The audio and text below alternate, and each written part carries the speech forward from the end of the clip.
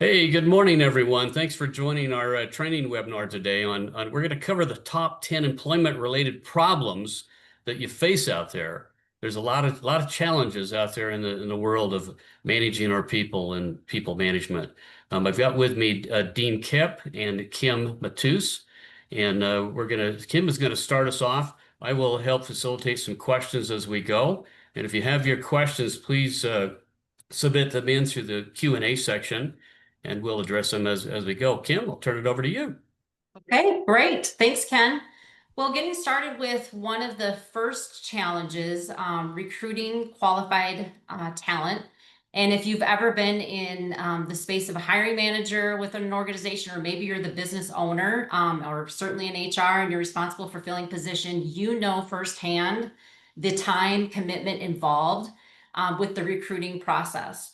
And so one of the big things is focusing on and shoring that up a little bit from the time you post positions, and then even just to get that, you go straight to the platform. A lot of smaller companies or medium-sized companies are going straight to the Indeed site or the LinkedIn or ZipRecruiter. So by the time you post and go through the resumes, you're scheduling and coordinating interviews, you understand the challenges at hand from that standpoint. And then you couple with maybe it's hard to compete with some of those larger companies that might offer more robust benefits, or sometimes it's even a competitive wage or salary that you have to contend with. So you really have to look at the position. The one thing that we talk about is finding your value proposition. And so what I mean by that is take advantage of, for example, the size of an organization. If you're a smaller company, I have a lot of clients that do this so well. They are nimble, they're flexible. So when you talk to candidates, a lot of times they've worked for big corporations or big companies and they go to a small company, they recognize this as an advantage. They like that autonomy, that ability to pivot. You don't have to wait weeks sometimes for decisions to be made. You've got that red tape or bureaucratic processes in place sometimes with larger businesses. That's one example that you want to leverage or kind of align with your candidates. They'll understand that piece of it. The other part is having access to some of those key decision makers. What an advantage when you are maybe an engineer, or if you're recruiting for a project manager position. They get to see day in and day out. They have leverage to the business owner, maybe, or it's a CEO or the president or some of those key leaders. Sometimes they get to see some of the negotiation pieces that normally aren't a part of their job, or they get to learn just kind of side by side because of that. When you're in a larger company, you've got all those different layers. You might not even get into the C-suite or have some of those routine meetings. So that can be such a value to some of your candidates and your employees. So you want to make sure you leverage that as well. Another piece is just, the close-knit community of a small company too. That's a piece that's important, and you want to speak to that. Or maybe it's just flexibility. We'll talk about that later in the slides. But if you've got a scope of the business where it works and you're able to be flexible, those are key things that you want to highlight. It's kind of like you're in sales and you have a really good elevator pitch as you're prospecting and talking to candidates. You need to be comfortable and confident in what those key areas are. It's not all about the dollars. It's not all about the benefits sometimes. So really leverage that and find that value proposition for each position that you're working with, and get to know how to tell your story well, and make sure you're kind of interacting with those candidates and understanding what speaks to them and aligning those key parts there. Another piece to kind of transition into is all those unique positions. It can be a challenge sometimes when you look at the tech space, or sometimes in healthcare, they're constantly hiring, or the trade skills. This really isn't a one-size-fits-all or quick solution. In this space, you do need to build a long-term talent pipeline. So what that means is just kind of networking with maybe the industries, the trades, the schools. It's not going to happen overnight, but it certainly does help to build that long-term solution. So be patient with that and stick to that. And the last piece on that is kind of looking at your hiring process. Take that apart and really understand it from a candidate's perspective. What does that look like? Is each part of that phase of the interview and the process with the assessments or whatever it is that you're doing make sense? And speed it up when you can. If you can get to an interview, to an offer real quick, you can take advantage of that candidate pool and kind of close that deal a little bit faster. So all in all, just a different way to look at your positions and not just focus about the money or the benefits per se. Look at some of those unique opportunities that you can sell. The next piece here is retaining your key employees. So just like we talked about, with retention or recruiting, how it can take such a long time, engaging employees and retaining those key employees is such a value. We all know the impact that that one key contributor can make if they exit the organization. It's kind of that intrinsic knowledge that they have. They are able to just they know what they know. Sometimes companies do a great job of documenting processes and procedures, but you don't capture everything. So it does take time to get that all carried out, and that can have an impact. You want to look at your career paths. That's an important piece here. A lot of big companies might have that already sorted through, where you start in as a level 1 or a level 2 to a senior. If you're a smaller or mid-sized corporation, you might not have that already spelled out or organized. But we do look at that and we find those examples that you really want to take advantage of. And by that, I mean, you might bring an employee in as a coordinator or maybe like a specialist level, and they'll start in as kind of an office admin. But then they do a really good job and they move in to help out maybe the finance team with a little bit of accounts payable or receivable. Next thing you know, you've got your operations department. The landscape of a smaller company is the scope of it. So you're getting involved in a couple of different areas. What you're doing is you're growing and developing that employee. There is a career path there. So take advantage of those opportunities and kind of leverage that. So you want to look at it from a different standpoint. And then finally, you've got some resource constraints to pay attention to. So maybe it's a budget issue. I mean, hey, money doesn't grow on trees. We've all been in kind of those seasons of business where money might be tight.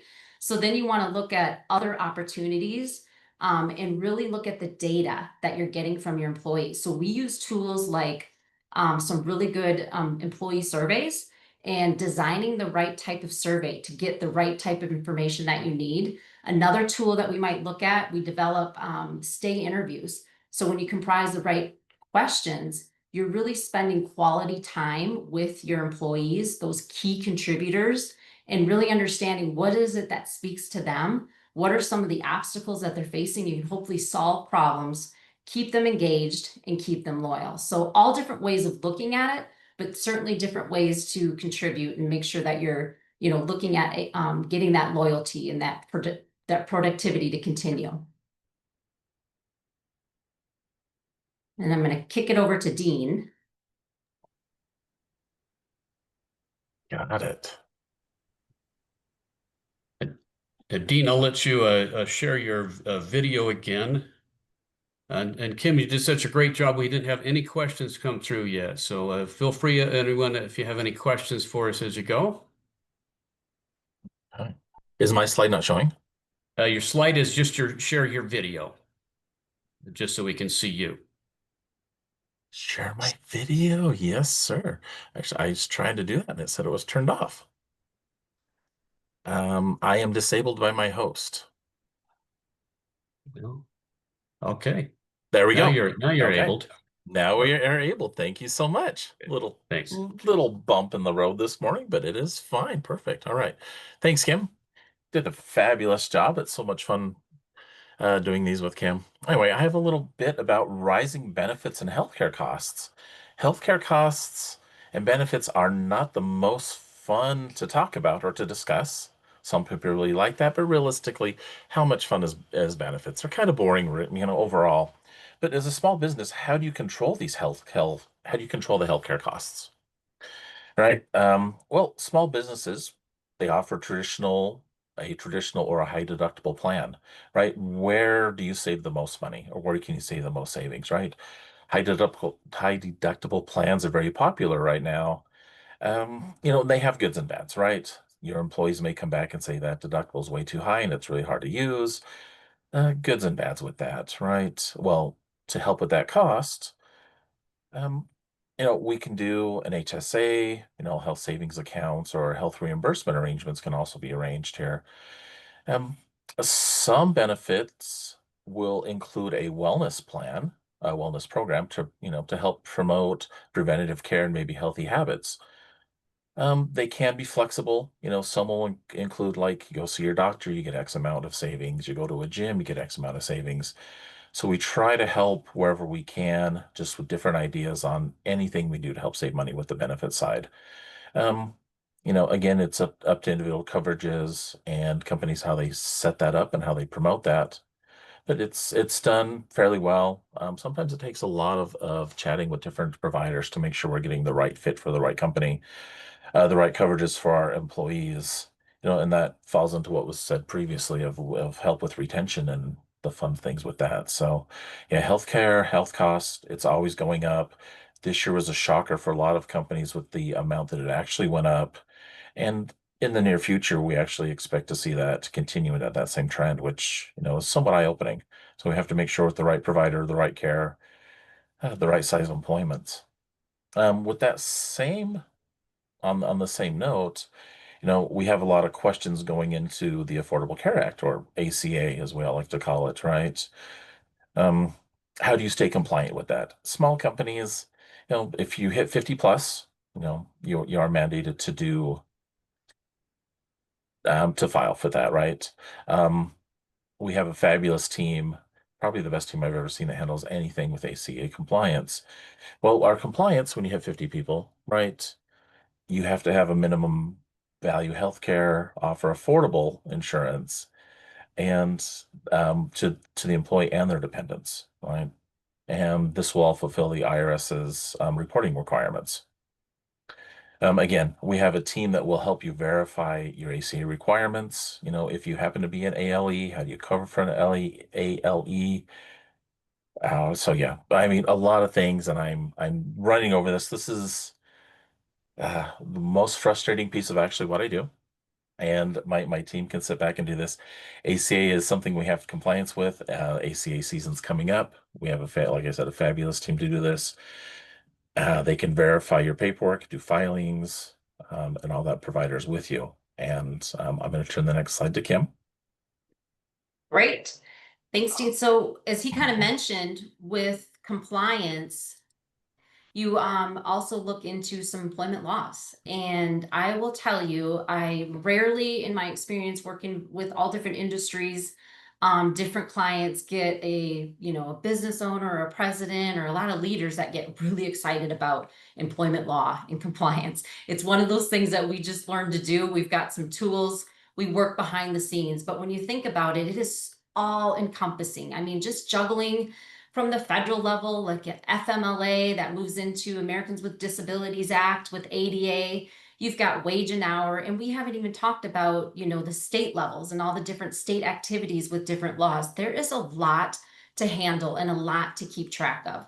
So the first thing that we look at is really what you want to do is get an organized process. You need to understand what industries, what laws apply, what is the size of your company, and what states you're operating in.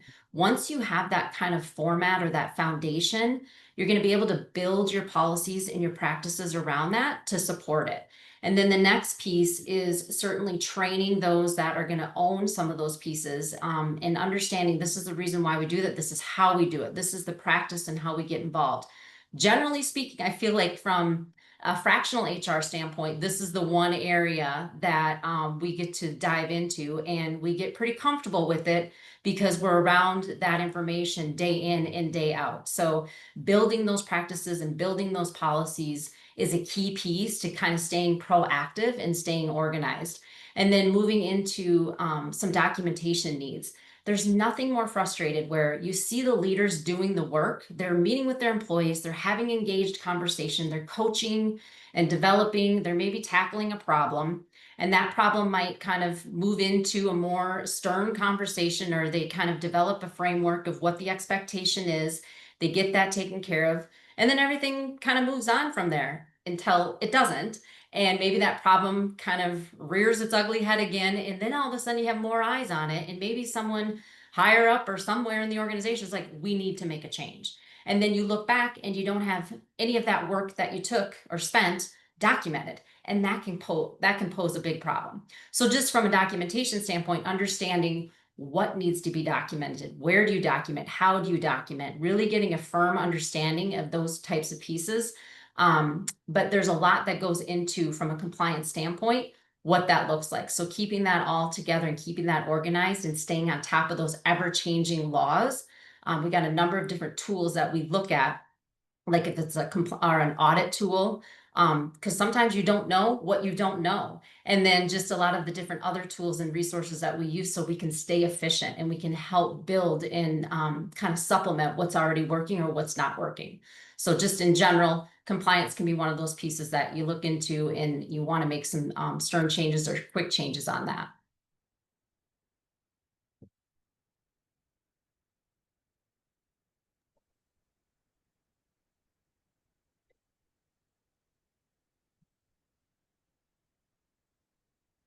Right.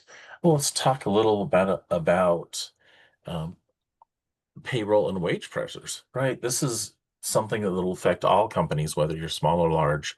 We all struggle with different payroll and wages and keeping everybody happy. How I like to look at this is I like to use the phrase total rewards. Okay? What does total rewards mean to people? It can mean something different to everyone on this call, but we like to compare it with benefits, right? And what type of benefits are they tangible, right?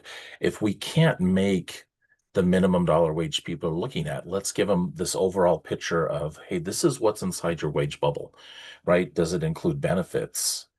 Do you have extra PTO? Do you have a profit sharing? Is your schedule flexible, right? Right now, the current trend is everybody wants a flexible work schedule, whether that be a late or early start time, late or early end time, or even remote or hybrid positions, right? We're hearing about all the return to office. And yet again, on the same note, we're hearing about all the people who want to stay remote and hybrid. So it's a nice mix of everything. And where do we make people happy? Where do we get the best employees and keep them and work with them and give them, right? Remote work is a great selling point, and understandably, it's not an option for every company, of course. You know, depending on the employee and what they can do, it's a great closer if you want to get that employee in. I may not be able to pay the highest wage, but we have a remote schedule, we have decent benefits, we have flexibility.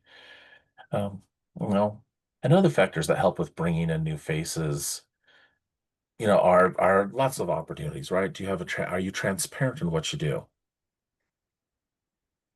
Do you have you know, how is your compensation? Do you have a compensation analysis? Have you ever had one done? We actually have a great tool for a compensation analysis that looks at real survey data. And that's a fabulous piece to see where you actually stand. Are you being competitive with your salary? Are you on the low end? Are you on the high end? It's something you can look at, something really good at doing. And so, flexibility is always great. A little extra PTO is something, a lot of options we look at trying to retain people, as long as we give them the whole picture and are upfront and let know communication goes a long way with that.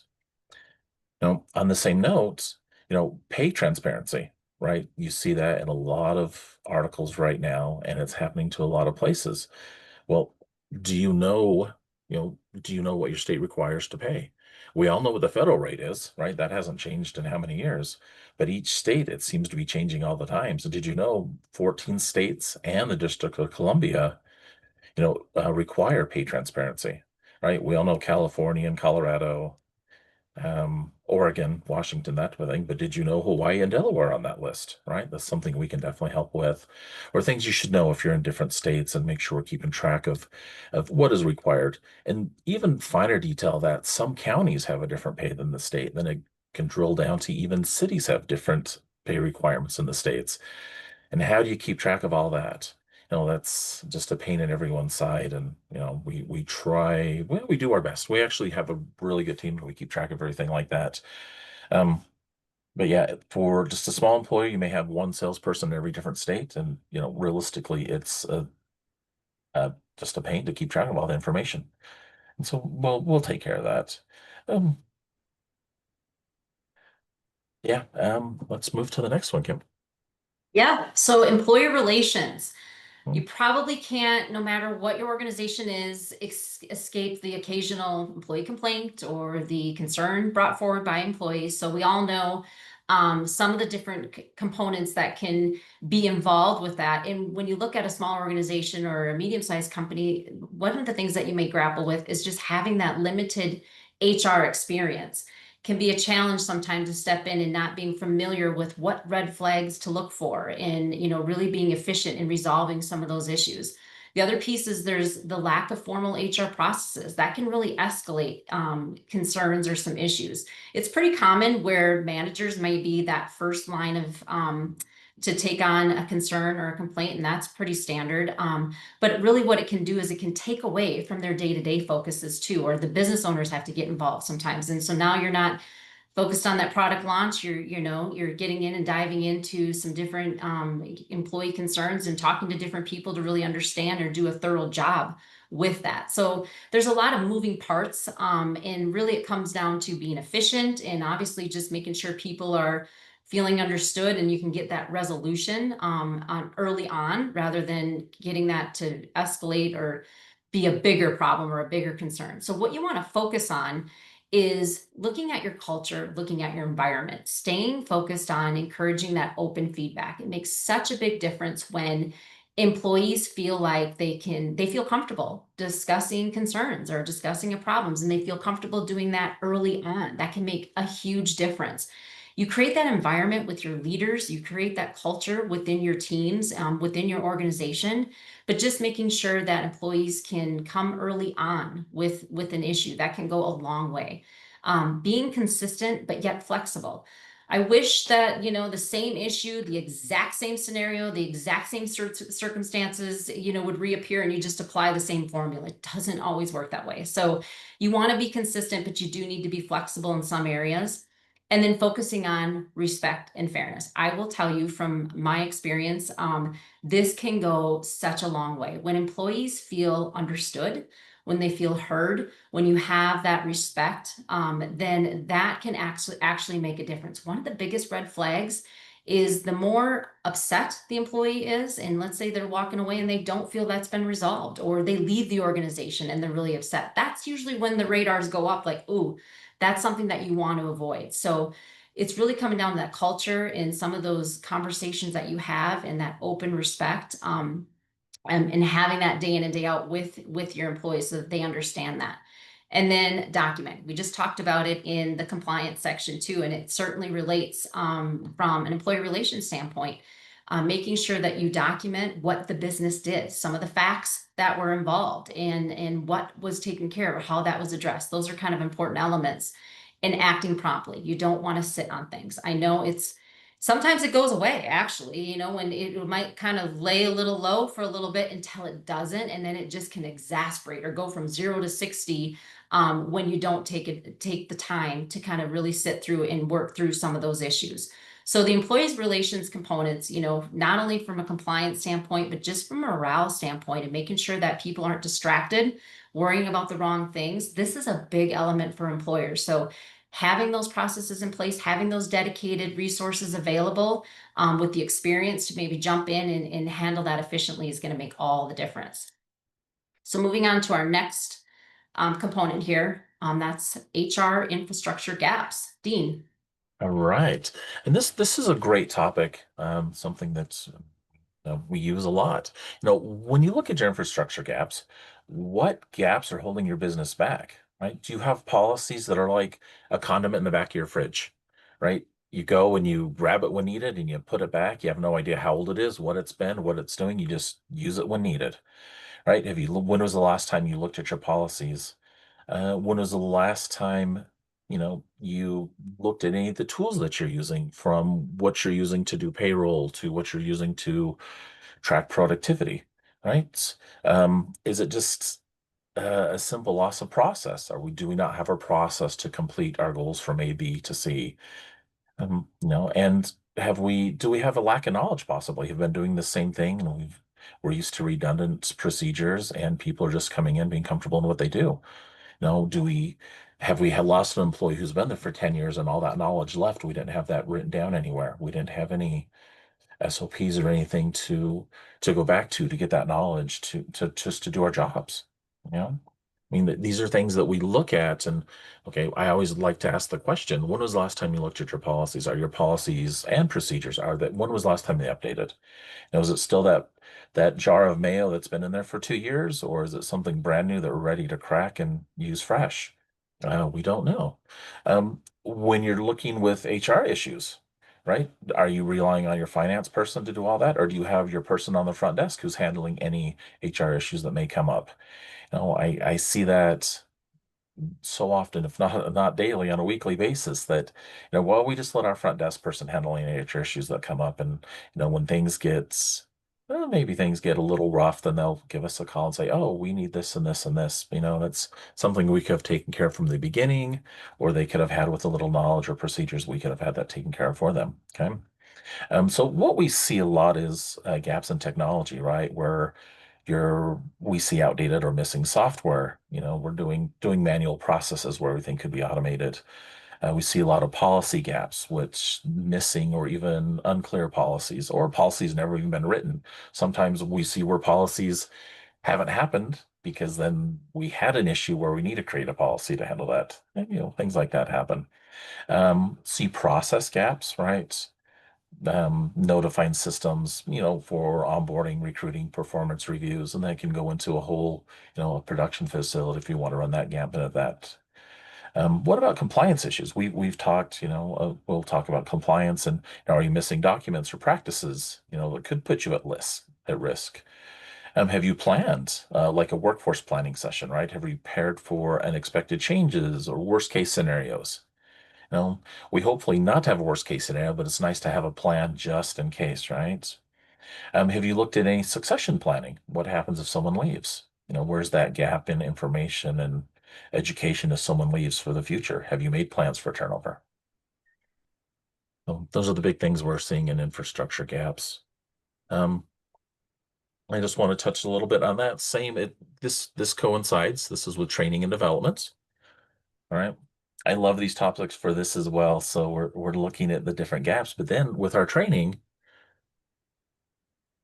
with training and development, where are we limited? What limits us in that? Is it budgets? Do we all have? I talk budgets, but everyone, no matter the size of the company, has a limited budget. That's just how it goes, right? There's not an infinite amount of money going into any company that would stop training or development on that, right? So you look at that, okay, we have limited budgets. What can we do with this? How do we develop our people? How can we develop our people? Do you want to look at development and training current, near future?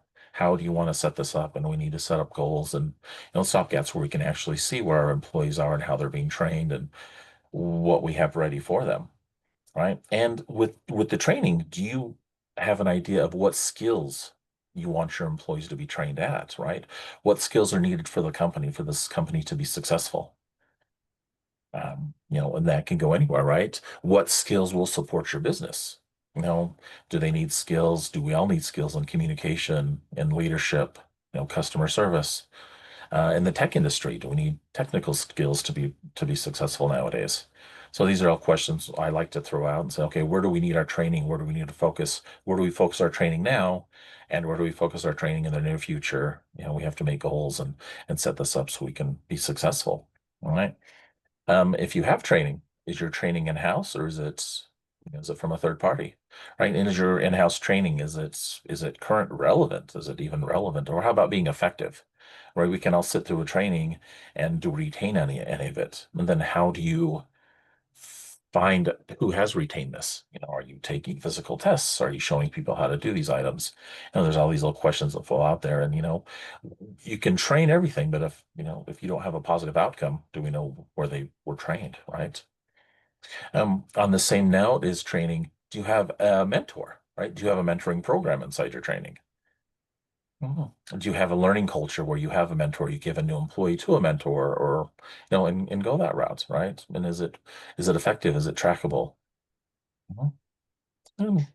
And do you once you have your trainings, what do your trainings lead to, right? Are you leaning for just better rounded employees? Are you looking for someone to move up? Are you looking promotions, money?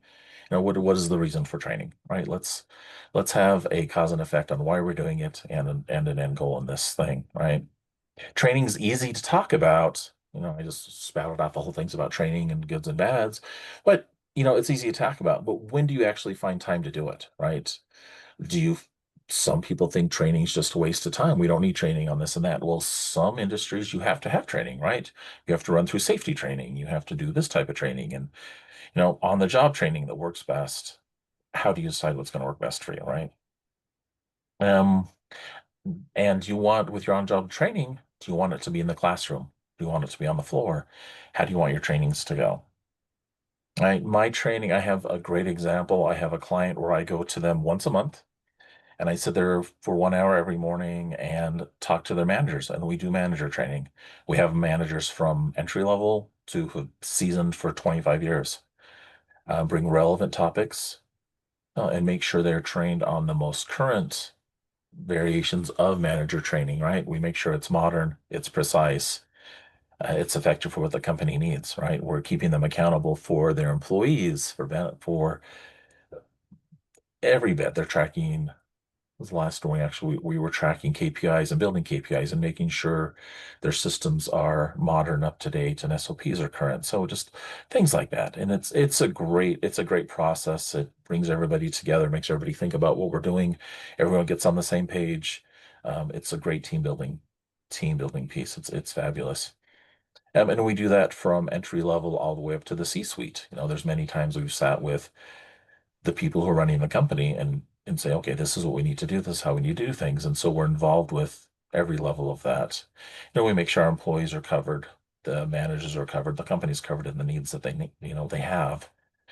Time is something that we never get back, so we actually have to use it wisely. I was told that by a mentor many, many years ago.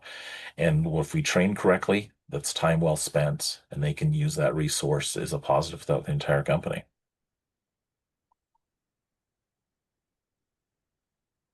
Hey, moving into our final area that can sometimes be an issue or a concern, which would be workplace flexibility expectations. And depending on where you stand as an organization, you may be so tired of this topic, or it may be a relevant area. But a lot of the issues can stem from some operational constraints. It just depends on what type of organization. If you're in customer facing, or you're manufacturing, where you have to be on site and present to build some of those products and assemble the products, that can obviously be an issue to tend with when it comes to flexibility.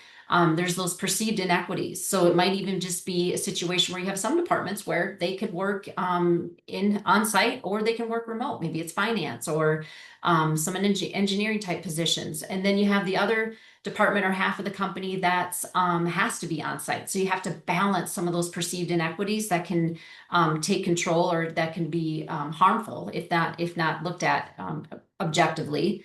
The other piece is, from a compliance standpoint, if you're doing remote work, well, that really opens the door so that you're hiring people from different states. And like we've talked about, and kind of inside and out, what some of those compliance components can look like. And then it's also a leadership mindset. You've got a lot of leaders that think if you're present, you're productive. If you're not present, you're not productive. So if you're balancing some of those things, you do need to understand what your leaders are doing as far as how they're looking at the workflow and the work productivity. So what you want to do to kind of combat some of those things is, first of all, focusing on the small wins. We talked about that in finding a value proposition. When you look at your different leveraging things that you look at with the position, whatever those small wins might be. Maybe you are on site and you can't afford the opportunity to have people work from home, but you might be able to be a little flexible in the start time or an end time. That can sometimes go a long way. Or maybe it's not offering a hybrid type solution, but maybe you have that occasional work from home day that can be filtered in there. So you want to make and focus on some of those small pieces that can really go a long way. Also looking at managing and training your leaders to look at flex work differently, teaching them how to manage by results, not presence. So it really can look a lot different. What does this position look like to be successful? And what does that mean when they're remote? Sometimes you have to look and dig a little bit on your productivity and on your metrics, and making sure that that makes sense. So whether they are on site or working remotely, it's pretty seamless on how that's addressed. There's, of course, some equity in the communication across the different roles. You want to make sure that you're able to be transparent. So when you're not able to meet some of those flexibility objectives, tie it back to the business reason why. I know that sometimes when you're the decision maker, it seems obvious, but it can really go a long way in just making sure they understand these are the business reasons why and being consistent across the board. And then finally, highlighting some of those strengths. So focusing like a lot on the small wins, you do need to make sure that you're able to get and understand what those strengths are with your employees. What is it that they're desiring, and where you can match that and meet that, make sure you're highlighting that. If you are an on-site employer, there's a lot of synergies that can be created and a lot of collaboration, some work that can get done. You want to highlight some of those wins too. So just look at it depending on what side of the fence you're on. You need to leverage that differently. So that kind of wraps up some of the top issues. Or no, I'm sorry, we got one more. That's my end of it, but go ahead, Dean. Just one more. I know we're doing okay this morning. All right. Well, the last one that we found is the top 10 issues we're having with small businesses is a liability and or risk management, right? Large companies have entire departments that handle all the risk and liability, right? Small companies, who's in charge of this, right? Is it the owner? Is it, who knows, the manager? And there's so many different, hats that small business owners run. And do you want to handle all the risk and liability? Do you even know all your risk and liability? Right? What can small businesses do? Right? Well, here at H Service, we're not attorneys, right? We can't give legal advice, but we can help you walk through liability and risk management for sure. Right, we give guidance on a lot of these issues with claims, workman's comp, harassment, discrimination, all that. We investigate all claims. We do our due diligence to get through these claims, and we make sure we have final answers and lots of documentation for that. We like to start, when we get into these issues like that. First question, okay, did you document this? Right, make sure it's all documented. Everything has to be documented, and we've hit that. We've heard that term many times this morning already. Make sure, we have everything in writing, right? We have, agreements with clients, vendors, employees, have documents stored in safe areas, right? If you're under OSHA, do you know your OSHA rules? Are you even compliant? When was the last time you looked at anything like that? Um, are you up to date with employment, wage, and even tax regulations? Right. And we talked a little bit about employment and wage already, but do you know what you're paying? Do you know if you're paying, someone who's under the age of 16 or versus 18? And can you even hire these employees? That type of thing, right? Harassment issues. Have you had harassment training? Do you need harassment training? Different states have different trainings for different things, right? New York has a training that we have a great training on. California has some trainings on that as well. That they're state specific, right? Have you done those? Are they documented that you've done those? And when was the last time you've done them? When have you run your employees through this? We'll keep track of all that and everything. We make sure you're up to date, you're compliant, and we'll give you the truth. Some small businesses don't want to know the truth. We'll let you know the truth if you're in compliance, and there may be a little pushback, but we'll let them know, keep that going, right? And again, I always coming back to this, document everything, right? And we always like to ask too, are your policies, procedures, is your handbook up to date? Just simple things like that. We want to make sure, for the risk management, liability management, right? Your policies are clear, they're precise, um, and yeah, they're and all the employees understand these. Right? A lot of these things we can help with you, of course. Um, And as the slide says, one lawsuit can be devastating, right? Especially for a small business. Do you have the funds in the background waiting to file lawsuits, right? Some large corporations have enough money to keep a lawsuit running for decades. Can we do that? Is that really sustainable for the average person? Probably not, right? So we do everything we can to prevent these. We document with strong policies. That's always a good first line of defense for us. I'm going to leave it at that. Well, thank you, Dean and Kim, for a great presentation and useful information. Dean and Kim are both HR business partners for HR Service, and they do an amazing job in helping our clients. So thank you very much. I just wanted to close up by mentioning a couple of areas. If any of you need some help with your HR compliance or training needs, this is certainly something we can do. One of the things, we've created a tool that's called an HR assessment that will give you a good picture of where you at right now with your employment law and what actions do you need to take. And it also looks at any missing HR practices as well. Kim, if you'll advance one more slide. There's 3 areas where we can actually help you with human resources as well. We have self-serve solution, which we call our HRE solution service. This is a tool where you can log in and manage and work on all of your critical human resource areas. There's a handbook tool to help you create handbooks, job descriptions. It's a tool for performance appraisals. We have many training videos that's there already for your employees and supervisors, and you can track and assign training on this tool. Dean talked about compensation. We have a compensation statement that shows the true value of benefits and other pay on that one tool that you could give your employees these statements using this as well. We have every kind of tool template that you might need to run your HR department, even an employee opinion survey. And then whoever's on that service too, they can call with questions if they have problems that they're running into that they can't handle. So that's kind of the self-serve option. And then we also have hands-on where we could actually do projects for you. So if you want us to design your handbook or create a compensation plan or do harassment training or whatever it may be, we can help with any of those things. We, of course, do all the reporting as well, ACA reporting and 5,500 reporting. And those are big right now. If you don't already have an ACA reporting firm, you ought to get that in place, and that is something we help with. So let us know if we can help with that.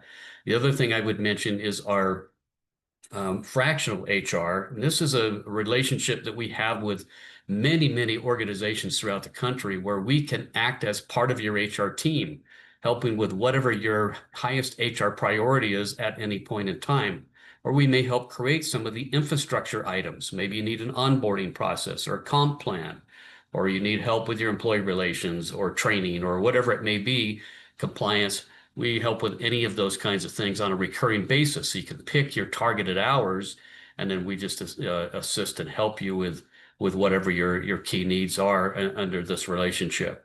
So the way this one works is you pick a targeted hour. So if I say, let's just say you want 10 hours help a month, we'll help you with whatever your needs are. You might need us to help recruiting. You might need us to help with any of the other functions that I'd mentioned. But you take that 10 hours and we manage it over a full quarter.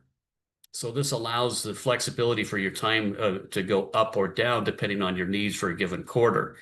And so if I had a 10-hour program, then I would be invoiced at the first of the month for my 10 hours, but I have up to 30 hours over the full quarter. If I don't use all the time in one month, then I'll make it up in another month.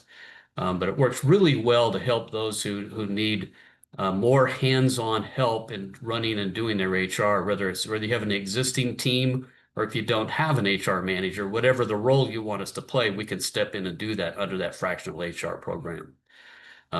If Kim, if you'll advance one more down, we just wanted to let you know how you can reach us. So if you have questions or are interested in any of these solutions, you can reach us at our email is solutions@hrserviceinc.com. And you can, of course, call us at 833-685-8400. Extension 2 would get you connected to somebody that could help get you the information on how any of these things work. You, of course, can visit our website too at www.hrserviceinc.com. But with that, we will just say thank you so much. And I really didn't have any questions come through today, but if you have questions or you want to reach out to us, feel free, reach out, let us know if we can help you further. Thanks, everyone. We appreciate you joining us today. And thanks again, Kim and Dean, for a great presentation.